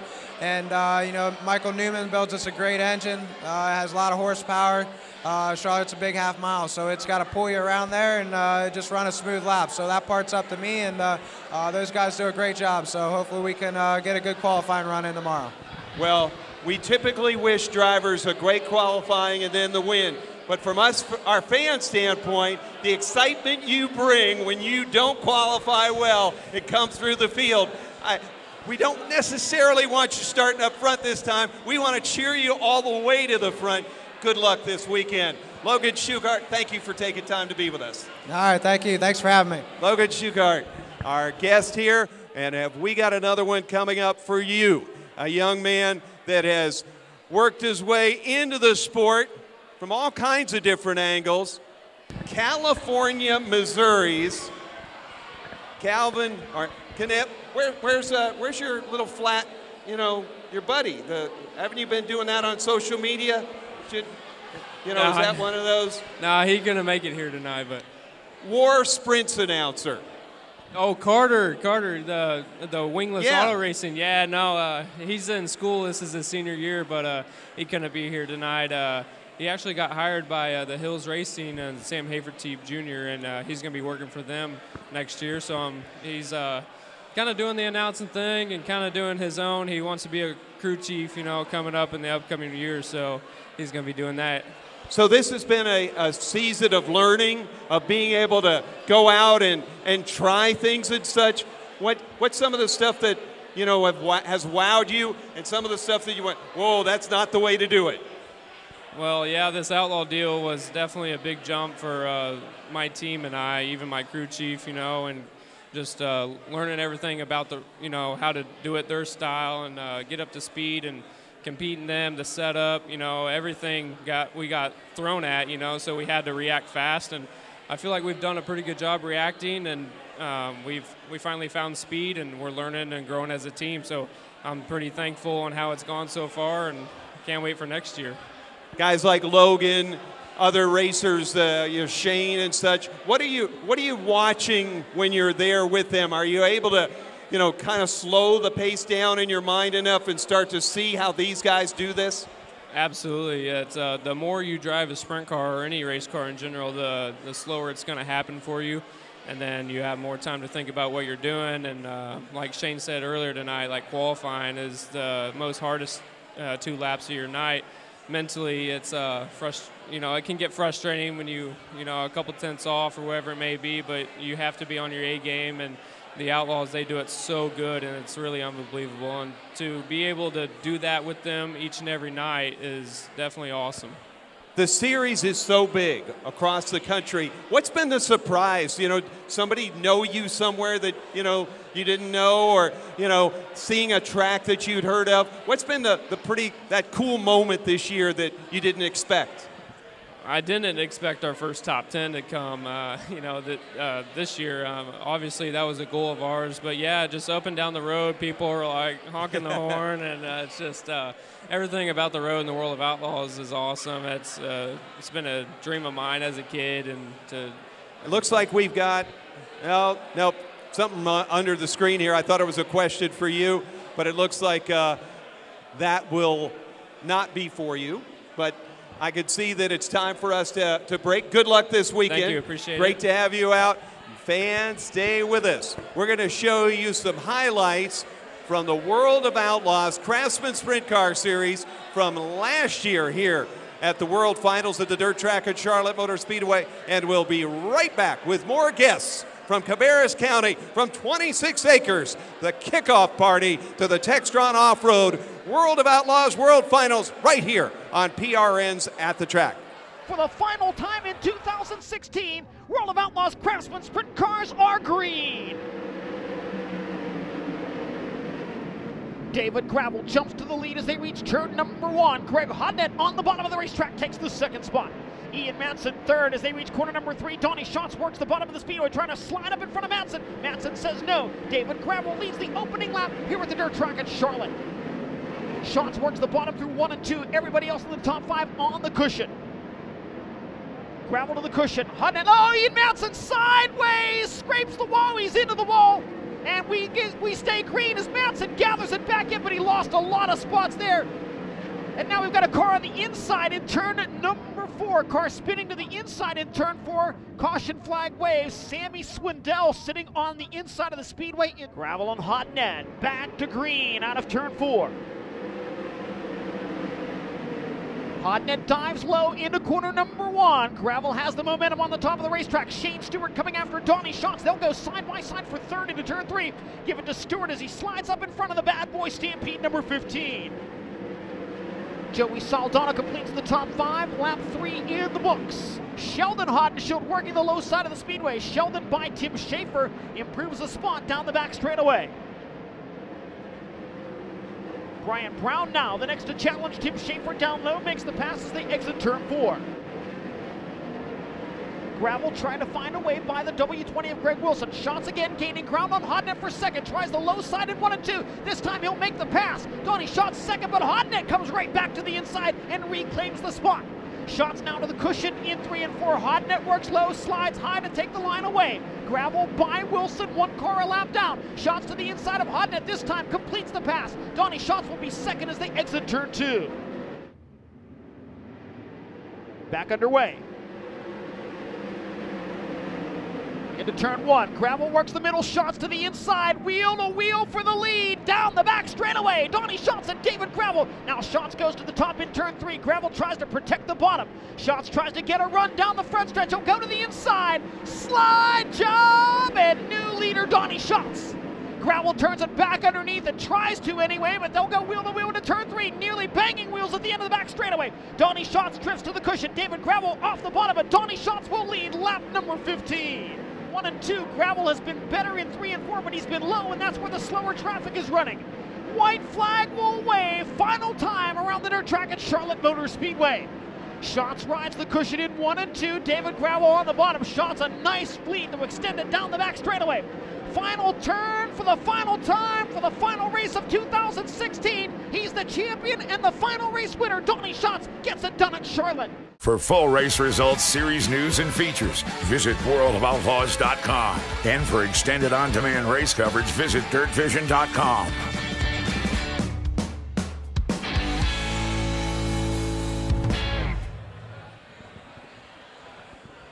Welcome back to PRN's At the Track live in Cabarrus County at 26 Acres Brewery. This is the kickoff party of the Textron Off-Road World of Outlaws World Finals, and I'm sitting alongside of Shane Clanton, past series champion of the World of Outlaws Craftsman late models, currently third in points with a handful of wins. 5 wins this year? 5 wins. Man, that's still cool. I know you like to be 2 positions up with maybe triple that. Well, it is. Shepard's had an awesome year this year, and we've had a good year, just not a great year. It's just when you say you had 5 wins and you tell everybody you had a bad year, they're like, really? And then it's like, yeah, compared to what we've been the past 2 years, it's off here. It's the points are there, but it's not just enough to be on top. Just there and such. Now, what was this photo I saw on Twitter or something? You and Madden and somebody else eating ice cream. Is that what tour's like? You just racing, winning, eating ice cream? Well, I mean, that's the favorite time of mine is getting dessert, so that's why I'm so big. I need to maybe lay off of a little bit and just no. It's like a family atmosphere, and when we all run good, then we all celebrate together, and it's special that you can go out and just have a nice ice cream and work on your car, and like I was up in Outlaws place and just share the shop and just have a good time.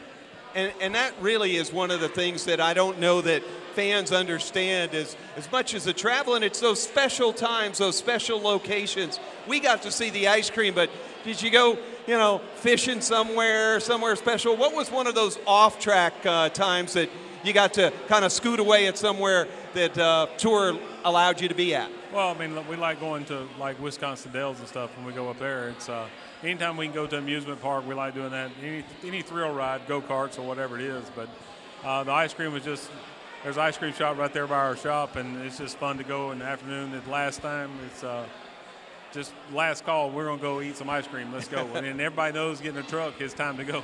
When you go to an amusement park, you're not on the teacups, you're on the roller coaster, right? Yeah, the highest and biggest and fastest there is. Do you sit in the front or in the back or in the middle? We generally ride them enough to do all three. You get all effects. So this season, the 5 wins, though, still had to be pretty cool. Which one do you really, that's the signature win until this weekend for this year? I guess the Volusia at the beginning of the year. We got another win down there, and we won the Gator for the whole week. So hopefully we can restart. That just gets a boost at the beginning of the year, and hopefully it sets a tone for the rest of the year. But this year we fell off a little bit, but hopefully here at the end of the year at World Finals we can win both of them, and that'll be 7 wins. And if Matt has a little bad luck, we can take over second in points. How do you, from having all these seasons and all the awards, the championship trophy probably somewhere pretty easy to find in your house and all, and the Gator, where do they end up with a guy that's got a few trophies? Basically all together. The Dream Trophy, the World Trophy, and then the Championship Trophies all sitting right there together. As soon as you walk in my house, you see them. It's just my whole career is sitting in one little room, and when you walk in that room and you see it, it's like you've done something over your career, and hopefully we can just add another couple statements before I end my career and just end like a good note, I guess. This weekend, you've ran every one of the World Finals here at Charlotte. How have things progressed in the sport from those early days when you guys were coming here and it was just that NASCAR track trying to throw on a dirt race, and now, the community's all involved, 26 acres, Cabarrus County.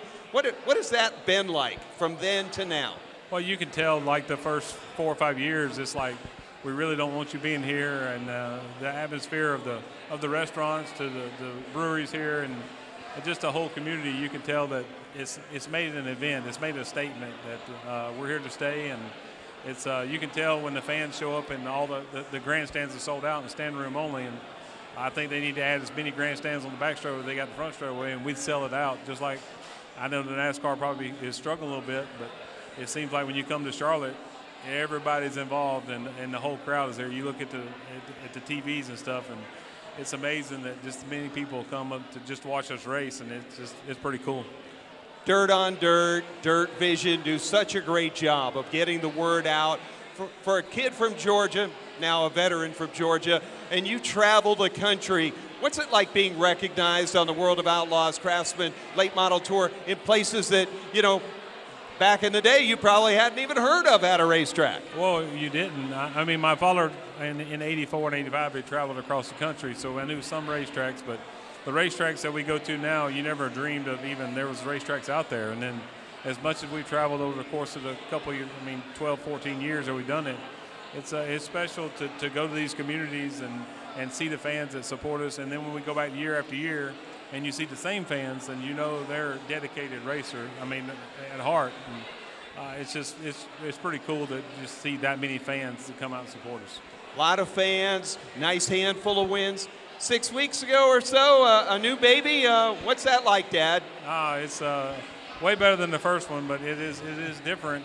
We got 2 in the house now, and I got 1 previous from my other marriage, but it's at least I'm getting some rest more than I did the first one, so it's all good. Wife's in a hotel there, keeping up with them, and it's they're a bundle of joy. Well, it's great to see you again. Thank you for taking the time out to be with us. No ice cream here, but seems like folks are still having a good time. And oh, they are. It's good. The weather's great, and you can tell the people that's outside, and it's pretty special.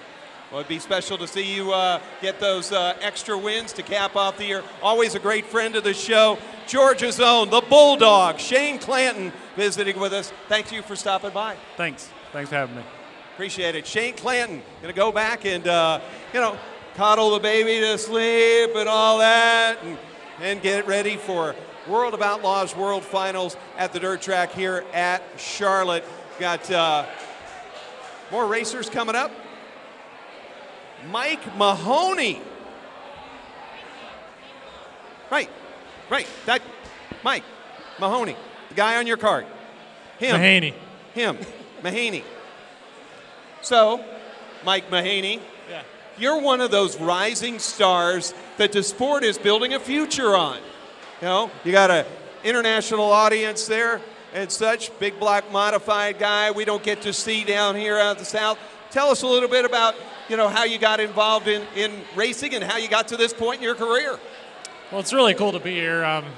About July this season, I wasn't sure we'd be racing at all this time of year, but we really turned things around and started having a really good season. We got some wins, and things are really rolling right now, so I'm looking forward to this event.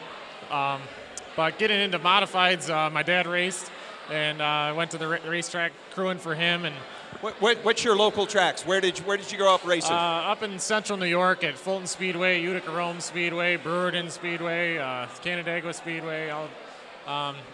Those are all my local area tracks. You get to run against not only, Shepard, but, a legend, 900 wins, Hearn and such.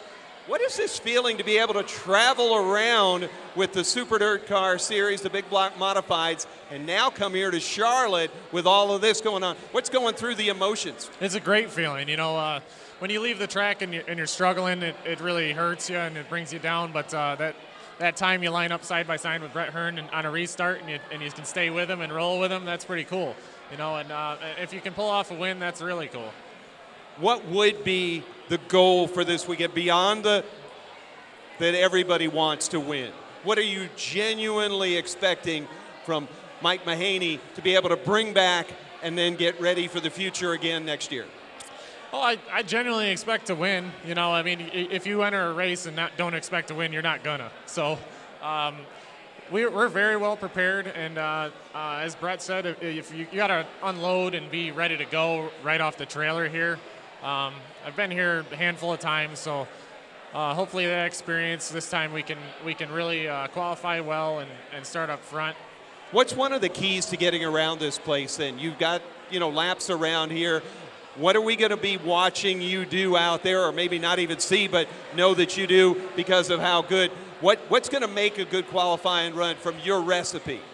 I would say it's all momentum and traction here. The track's so round in shape, and you got to really keep your momentum up. You can't be slowing down at all entering the turns. Stay in the throttle and keep Do you traction. like to run up high? If you could pick where the track is sweet to you in your car, would it be up high, or are we gonna see you down low, or do you really just wherever speed takes you? Ideally, I'd like it to be good in the middle, but I think what happens is as the middle starts burning off, you got to start searching for grip. So you just got to read and react when you go out there and do the best you can. Well, Mike Mahaney, thank you for taking time to come up with us. They're signaling that we've got somebody else that they want us to chat with, but it's really cool to get to know you here. Central New York, a bright young star for this sport, and appreciate you taking the time. Where can folks find you on the internet? Have you got the Twitter and the social media? I got Twitter. I got my website's MikeMahaneyRacing.com. We got Facebook, Fans come by, autographs, all that stuff. You're okay with all that? Absolutely, of course. That's what we're here for. Mike, we'll take you up on that. We'll send folks your way, and let's see you in Victory Lane real soon here at the dirt track at Charlotte. All right, thanks for having me on. Mike Mahaney from the Big Block Modifieds. I understand that the Suave Man. Derek Kessinger is in the house, and he may come up. And there's also Tim Baltz, the announcer from the Big Block Modified Series. So I know a couple of them are here. Fans, look at them all. They're coming in, they're coming out. Baltz is going to come over here next. The kid out of New York. Tim Baltz going to join us here on stage. You may have heard him from Brockville.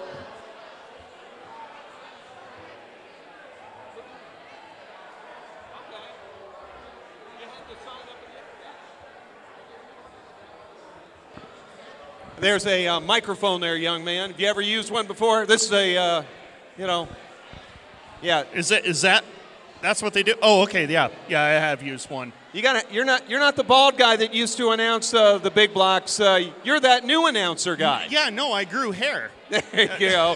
I love Shane, but you have really, brought your own style to the Super DirtCar series. What has it been like from the kid in the candy store that gets to watch all these guys, out there doing it in those big blocks? It really has been, it's been a lot of fun as of late, and I did a little bit of it the year before, and everybody was kind of taking a liking to what I do, how I do things, and they all love Shane Andrews. I love Shane Andrews to death, but, he told me, he says, take it, make it your own. And it's kind of what I've done, and you kind of have to because you don't want people saying, well, you're copying that guy. So that's what I've kind of done, and I'm glad everybody's like what I'm doing. But you really have that style that bridges the local guy that knows so much and is so passionate, but you bring it on the big stage. What are some of the things that when, folks that haven't heard, we get to hear you on PRN's At the Track, and it's phenomenal. But what do you say is your kind of signature that you do from the tower when somebody asks you that? Well, I don't really have kind of a signature thing as of yet, but I mean, you'll probably hear that on Saturday night and Friday night as well. You'll hear my tagline on Friday. Everybody's got to get up on their feet and stand up, and you know who you want to win, right? So, if you had a moment from this year's tour that was really fun, even if it wasn't a win, if it was just some pass or something, what was the thing that you would have paid for a ticket, even though you were working there that night, to be able to announce? What was really cool? Napa Auto Parts Super Dirt Week 46, Matt Shepard versus Peter Britton. I'm sorry, you have to go to that one because it was... Help us relive it. Tell us. You couldn't have scripted it any better. Matt Shepard followed Peter Britton for I don't know how many laps, 4 or 5 laps, and then on the white flag, Matt Shepard realized, okay, it's time to go. He knew that Peter was going to protect the bottom. There was no way you were going to get Batman off the bottom because he was not going to move. He even told me that. So Matt Shepard decided, okay, time to go to the top side and test that out. Had on a little different right rear about that time. He drove around the top side. Peter and him clipped wheels a little bit going down the back stretch. And then $50,000 went with Matt Shepard back to Waterloo. Wow. Now that had to be an awesome time because I'm just sitting here. I could feel it coming out of you. Those folks at home that maybe, see late models pretty regular, get to see sprint cars, don't get the pleasure that you do of watching those awesome Super DirtCar Series big blocks. What's the thing you tell people to don't just get up and go get your refrigerator when the big blocks are on? Stay on Dirt Vision, Dirt on Dirt. Why do we need to watch them? Because the sound of these cars is just unbelievable. When you get 30, or in this case 28 of these big block modifieds, 467 cubic inches, 800 horsepower, you put 30 of these guys and girls out there on the racetrack, the sound is just unbelievable. It thunders through the whole stadium. And that's kind of what Charlotte is to me, kind of a stadium effect. These drivers, they get out there, they mash the gas, and you can just hear it, you can feel it. It makes the hair on my arms stand up right now, Lenny. I want to get out there and go racing now. 2 or 3 guys that we should watch this weekend, and then we'll wrap it up. Who are you looking forward to seeing do their artwork at the World Finals? Well, obviously, you got to look at what Super Matt has done over the season. You know, he's won 11 times this year. He's coming into the World Finals after sweeping last year. He's got a chance to break his all-time record of series wins in a single year at 13. Billy Decker's got other things on his mind. He wants a 4th series championship. Larry White, he's kind of in the mix, but he's mathematically in it. But realistically, as I mentioned earlier, it is down to those 2 drivers, Billy Decker and Matt Shepard. One outsider, one person to watch that you kind of see making those moves, whether it's Mahaney or somebody else. Who's that guy that we can learn through your view of watching all season that we got to keep our eyes on for the future? Well, if you want to look for a guy who's going to kind of upset the apple cart, so to speak, I'd have to go with a guy named Peter Britton, because I think he's got a little bit of a chip on the shoulder from Super Dirt Week. He wants a win badly, and if he could do it on this stage, oh yeah, it'd be good. Well, I can't wait to hear you call it. Tim Baltz, the announcer from the Super DirtCar Series, Big Block Modifieds. You'll hear his voice all throughout the races this weekend at the dirt track at Charlotte Motor Speedway. And make sure you tune in to our show, PRN's at the Track, because he sends us great last lap sound. Turbo Timmy, we appreciate you stopping by. Thanks for having me, Lenny. It's great to be here. What a place this is. It's like a big party. It absolutely is. It goes all throughout the weekend. Make sure you come here. Thanks a lot, Timmy. We got Rigsby coming up here. Is it Dirt Late Model? Is it Tuesday? It's Tuesday. Just don't worry about the calendar. If you want to talk about a show that you need to tune into, whenever Dirt on Dirt is on, but especially that during the week show, that's really become a really cool midweek check-in on the business of late model racing. What a franchise you guys have built. Yeah, it's. I think I should just leave now. This was such a good introduction. I feel like there's nothing else to say. No, yeah, the Tuesday night show has grown far beyond our expectations for it. We've done almost 60 of them now. And, yeah, it's funny when you walk around the pits at a dirt track and they all tell you, I love your Tuesday night show. I heard this on Tuesday night. And we've made people like Derek Kessinger famous. So really, yeah. I mean, if you can accomplish that, you're really doing something. So. I know. It was heavy lifting having him on the show a couple weeks ago. It. Yeah, that's right. You know, my gosh, I needed therapy and some yoga time. But, from those days back when I was crossing paths out at Gateway and I think the first time I saw what you guys were doing was either at Belclair or at Paducah. Yeah. And from those days to now, can you even believe the success? No. Short answer. When my wife and I, Amber and Todd Turner, started this company 10 years ago, the idea was, man, more people should like late model racing. So let's try to make them pay attention to late model racing. And Dirt on Dirt has kind of become a cottage industry in a way, which is pretty neat. I mean, I am late model racing to the bone. I say it all the time. I've been going to the World 100 since 1988. Yes, we've seen the pictures of you. Yeah, those are so cool. They're not flattering. And just late model racing is my guts. It's my blood. It's what I do. It's what I live. So it's pretty cool that we've been able to take what I grew up living on and turning it into a business like this is very cool. Now we know there's sprint car fans that feel like that about theirs and super dirt car fans, but what is it about late models to a late model fan that really is that series for you? I think late model racing is really unique in a way. I mean, I think I can acknowledge that sprint car racing is the most well-known form of short track racing in America. The World of Outlaws sprint car brand is the most popular. But little do people know about late model racing, we certainly have the most high-paying races in the country. On any given weekend, this weekend, the World Finals is the epicenter of late model racing. There's 2 other races around the country that pay $10,000 to win this weekend.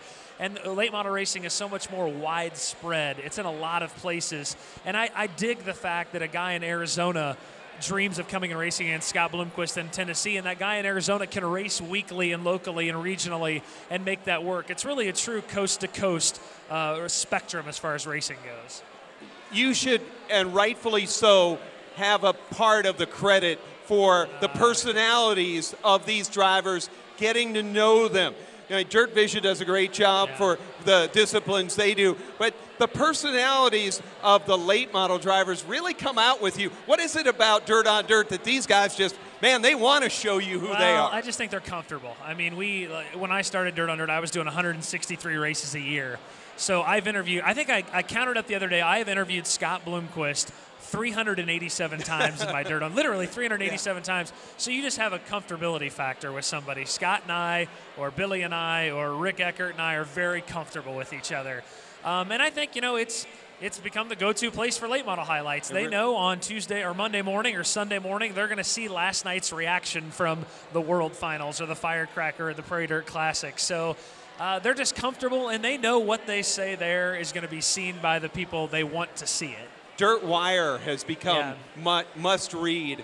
Where can folks watching find out more? That obviously dirtondirt.com, but some of the things that you would direct them on the site so that they can learn more. Dirt Wire is a huge thing. Dirt Wire became like our daily rolling AP news wire. That's anything breaking that happens in the sport of late model racing. We put in the Dirt Wire section. It's revolving daily, every hour. And the biggest thing, the sneaky part of our website that I really like is the catch-all page. The catch-all page literally has everything. Every video, every story, every photo, every Dirt Wire, everything that is posted. And he's not kidding about it, I'll tell you. They have people everywhere. It's called the catch-all for a reason. Everything is on it. So seeing the catch-all page, I would recommend starting on the catch-all page and working your way from there. And you're going to broadcast the races this weekend here. Correct. Us and Dirt Vision, we have an incredible relationship with Dirt Vision and the folks at World Racing Group.